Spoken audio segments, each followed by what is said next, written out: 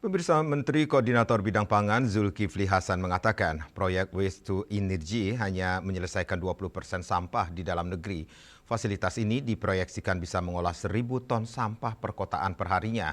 Kendati demikian, Zulkifli Hasan meminta Badan Riset dan Inovasi Nasional atau BRIN membantu mengatasi persoalan limbah nasional melalui inovasi teknologi terbaru di Indonesia.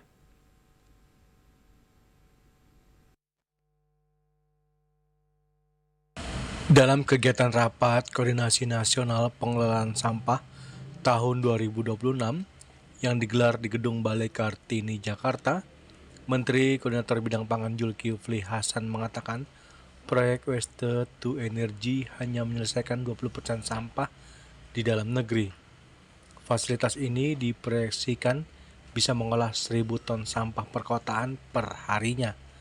Kendati demikian, Zulkifli Hasan meminta Badan Riset dan Inovasi Nasional atau BRIN membantu mengatasi persoalan limbah nasional melalui inovasi teknologi terbaru di Indonesia. Di samping itu, pemerintah daerah atau Pemda dengan produksi sampah di bawah 1.000 ton harus mengelola limbahnya secara mandiri. Dalam kesempatan yang sama, Zulkifli Hasan turut menekankan penghentian praktek open dumping di tempat pemprosesan akhir atau TPA pada tahun ini. Pasalnya, hampir seluruh kabupaten kota saat ini berada dalam kondisi darurat sampah.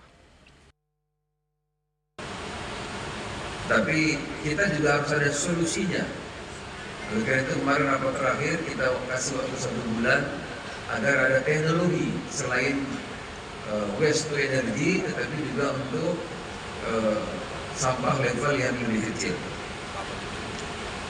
Perlu dukungan riset dari BRIN dan inovasi teknologi untuk mengatasi kedaruratan sampah.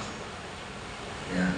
Sel yang sudah mulai jalan tapi hanya efektif untuk kota-kota besar. Tadi Pak Menteri mengatakan kira-kira 20% saja. Saudara-saudara sekalian, tetapi yang di bawah 1.000 ada yang 800, ada yang 600 dan seterusnya dan seterusnya. Pemerintah daerah tentu harus memiliki semangat dan komitmen yang kuat untuk melakukan transformasi pengelolaan sampah melalui pembuatan regulasi, penyediaan sarana prasarana, edukasi, pendanaan dan penegakan hukum. Seperti juga akan ada 32.000 lebih SPPG. Itu tentu akan memberikan dampak lingkungan yang juga luar biasa. Tahun ini akan sampai 82,9 juta penerima manfaat makanan bergizi.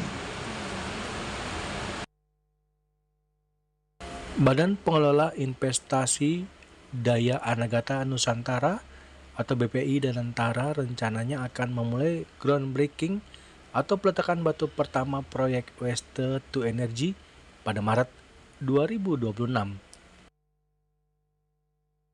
Dari Jakarta, Julius Wate dan Ketut Sumadiasa melaporkan.